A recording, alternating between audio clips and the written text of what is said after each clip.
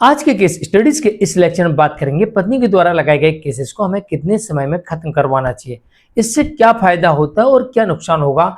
आज के case studies के इस लेक्चर में इसके बारे में डिटेल में बात करने वाले हैं। आमतौर पर पत्नी दहेज उत्पीड़न का मामला दर्ज करवाती है। इसके साथ साथ मेंटेनेंस का मामला, मेंटेनेंस 3 प्रकार के होते हैं। एक डोमेस्टिक वायलेंस में मांगा जाता है, दूसरा अलग से एक सीआरपीसी 125 या 144 बीएनएसएस के अंतर्गत मांगा जाता है, तीसरा हिंदू मैरिज एक्ट के सेक्शन 24 के अंतर्गत मांगा जाता है। तो 3 प्रकार से पत्नी आपसे मेंटेनेंस की डिमांड करती है।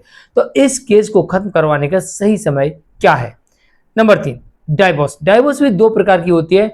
तो कौन सी वाली डाइवोर्स को हमको कब खत्म करवाना चाहिए, यानी कितनी जल्दी, कौन से या कितनी देरी से कौन सी वाली डाइवोर्स में केस को डिसाइड करवाना चाहिए। Number 4, section 9, section 10, section 11, section 12, ये वाले केसेस को कितना जल्दी डिसाइड करवाएं या कितनी देर से डिसाइड करवाएं। जल्दी कराने से क्या होगा, देर से करने से क्या होगा, और इनमें कितना समय लग जाता है। आज की केस स्टडीज के इस लेक्चर में इसी मुद्दे पर डिटेल में बात करेंगे। जय जिनेंद्र, हूं मुकेश जैन। वीडियो को लाइक और शेयर कर दीजिए और इस तरह जजमेंट्स पाने के लिए दिए गए नंबर पर आप हमें संपर्क कर सकते हैं। नंबर 1, 498E या फिर BNS 85, जिसे हम दहेज उत्पीड़न दहेज केस कहते हैं। इस केस में पति को कभी भी जल्दबाजी नहीं करना चाहिए, खास तौर से ट्रायल के टाइम। जैसे ये केस आता है सबसे पहले री इन्वेस्टिगेशन में जाना चाहिए अगर उसे लगता है मामला झूठा है तो। इससे क्या होगा, समय बढ़ेगा। फिर अब आपको लगता है मामला झूठा है, मेरे पर बिना किसी सबूत के मामला बना दिया गया है, मामला बनता ही नहीं है, या फिर मेरे पास सबूत है, तो फिर आपको जैसी आपकी चार्जशीट जमा हो और आपको तत्काल इसमें डिस्चार्ज लगा देनी है। फिर डिस्चार्ज में ये समय खींचेगा और जब ये डिस्चार्ज भी आपके विरुद्ध चली जाए तो आप सेशन में चले जाइए, अपील फाइल कर दीजिए, रिवीजन फाइल कर दीजिए। अब इस रिवीजन में भी एक लंबा समय गुजर जाएगा, फिर भी आपकी रिवीजन भी कैंसिल कर दी कोर्ट ने, आप हाई कोर्ट चले जाइए, क्वेश्चन में डाल दीजिए, यहाँ पर भी एक लंबा समय गुजर जाएगा, फिर भी बात ना बने सुप्रीम कोर्ट चले जाइए। इसके 2 बड़े फायदे होंगे। पहला फायदा तो ये होगा कि आपको पूरा केस ट्रायल फेस नहीं करना पड़ेगा, उसके बावजूद भी आप इस केस में बरी हो जाएंगे। अगर आपके केस में ऐसा कुछ नहीं है कि जिसके अंतर्गत आपके ऊपर ट्रायल चलना चाहिए, तो मामला यहीं पर डिसमिस हो जाएगा। अभी कल परसों एक जजमेंट आया था जिसमें यही बताया गया और पति सुप्रीम कोर्ट तक पहुंचा था और सीधे तौर पर कोर्ट ने पति को राहत दे दी कि मामला बनता ही नहीं है। जहां पर ट्रायल कोर्ट कह रही नहीं मामला चलेगा, पुलिस कह रही चलेगा, हाई कोर्ट कह रही चलेगा, सुप्रीम कोर्ट कह रही मामला ही नहीं बनता। तो यहां पर पहला फायदा आपको मिलेगा, केस बिना लड़े डिसमिस हो जाएगा। दूसरा, मान लो बनता है, कोर्ट ने कहा ट्रायल में देखते हैं, तो इससे क्या होगा, फिर एक आपको लंबा समय मिलेगा। पहले केस में एक निर्णय आएगा, फिर आप सेशन में अपील करेंगे, फिर सेशन में मान लो आपको ज्यों करते हुए रखा, दोषी रख दिया, तो आप फिर हाई कोर्ट जाएंगे, फिर सुप्रीम कोर्ट जाएंगे, लंबा टाइम लगेगा। तो इसमें आपके बचने के चांसेस ज़्यादा हैं जिस केस में कोई सबूत ना हो। दूसरा फायदा ये होगा कि जब लंबा केस चलता है तो कई बार कुछ समय के बाद सेटलमेंट पे मामले आ जाते हैं और फिर उन केसेस को वहीं निपटा लिया जाता है। मान लो आपने जल्दबाजी की और कोर्ट ने आपको 3 साल की सजा सुना दी, तो ये मामला सेटलमेंट में भी नहीं जाएगा, क्योंकि पत्नी कोई जल्दी नहीं है। आमतौर पे जो सेटलमेंट के मामले आते हैं वो 4-5 साल चलने के बाद ही जाते हैं, तो आपको तो पूरी सजा भी काटना पड़ेगी, बाद में पता लगे हम तो निर्दोष थे। तो भाई पहले से ही आप व्यवस्था करके चलिए। दूसरा, मेंटेनेंस का, चाहे वो डीबी का हो, चाहे 125 सीआरपीसी हो, चाहे 144 बीएनएसएस हो, इन मामलों में आपको कभी भी डिले नहीं करना चाहिए, चाहे सबूत हो चाहे ना हो, क्योंकि आमतौर पर जब आदेश होता है तो आवेदन दिनांक से होता है, और आवेदन दिनांक से होने के 2 बड़े कारण होते हैं कि आप कोर्ट को कुछ भी ऐसा नहीं दे पाए कि जिसकी वजह से मेंटेनेंस नहीं लगना चाहिए। दूसरा ये कि आपने केस में देरी कर दी। तीसरा एक और कारण होता है कि जिसमें पत्नी को फौरी तौर पर आवश्यकता हो, तो इंटरिम लग जाता है। तो सबसे पहले आपको इंटरिम रोकने के लिए इन केसेस में बिल्कुल भी डिले नहीं करना है। आप रॉकेट की तेजी से मेंटेनेंस के केस को आगे बढ़वाइए और अपनी तरफ से ये मत कहिए पत्नी ने वो नहीं दिया, ये नहीं दिया, ये नहीं दिया, मैं क्यों दूं। अरे भैया, आपको क्या क्या देना है नोट करो, तत्काल वकील साहब वकालतनामा पेश करेंगे।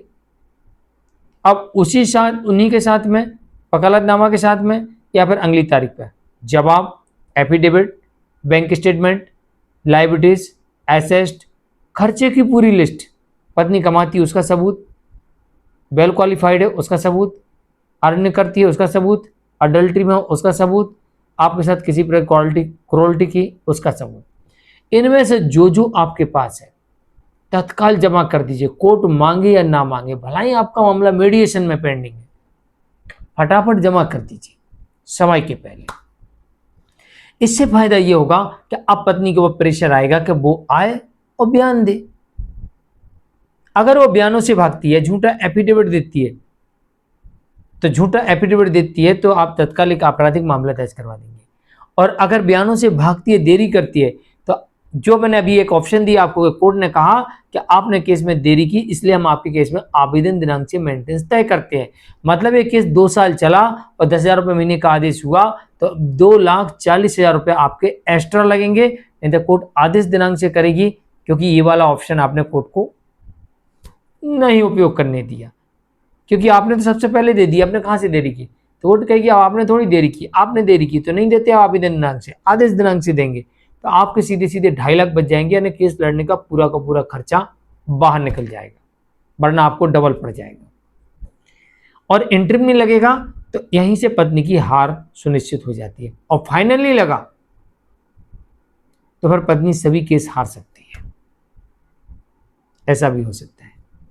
क्योंकि जब फाइनल में आएगी, गवाही पे आएगी, आप क्रॉस करोगे तो बाकी केसेस में आपके क्रॉस काम आएंगे, बयान काम आएंगे, क्योंकि यहां पर साबित हो गया कि पत्नी झूठ बोल रही है और कोई भी सबूत उसके पास नहीं है।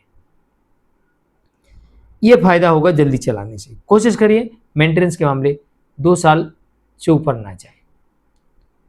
अपने वकील साहब को फीस पूरी दीजिएगा, ये भी ध्यान रखिएगा, और उनसे कहिए कि आप 2 साल में इस मामले को करवा दीजिए। Number 3, divorce. डाइवोर्स 2 प्रकार की होती है, एक कंठस्थ होती है और एक मैच्योर होती है। तो कंठस्थ में आपको तभी जाना चाहिए जब आप 101% श्योर हो, या 10 वकीलों ने आपको कह दिया हो कि हाँ आप बिल्कुल चले जाइए, कंठस्थ में आपको डिवोर्स मिल जाएगा। तो ऐसे सबूत हैं तो कंठस्थ की तरफ जाइए, और कितनी जल्दी कर लीजिए, 2 साल से 5 साल का वक्त लग ही जाता है। 2 साल तो मिनिमम टाइम है, आमतौर पर 4 साल 5 साल डिवोर्स के केस में लग ही जाता है। लेकिन कोशिश करिए मैच्योर की। मैच्योर डाइवोर्स लेने से कई फायदे होते हैं और कई बात की परेशानियां बचती हैं। और ये मैच्योर डाइवोर्स आजकल 1 हफ्ते में भी हो सकता है, 1 महीने में तो आमतौर पर हो जाता है, और 6 महीने में, 8 महीने में तो हो ही जाता है। लेकिन आपका डिवोर्स 1 महीने के भीतर हो सकता है। और बात की परेशानियां से निपटने के लिए आप एक टर्म कंडीशन का सहमति पत्र लिखवा सकते हैं। नंबर 4, सेक्शन 9 हो, 10 हो, 11 हो, 12 हो, इन सेक्शंस में आमतौर पर जो केस चलता है वो 2 साल कम से कम और 5 साल या इससे अधिक हो सकता है। हम 2 से 5 साल मान के चलते हैं कि इस बीच में ही इस तरीके के केसेस खत्म होते हैं। अब इनको आप थोड़ा जल्दी करवा लेते हैं तो कुछ बेनिफिट्स मिल सकते हैं, बाकी इसमें 2 साल कम से कम लग ही जाता है। आज के लिए इतना ही। मैं मुकेश जैन, नमस्कार।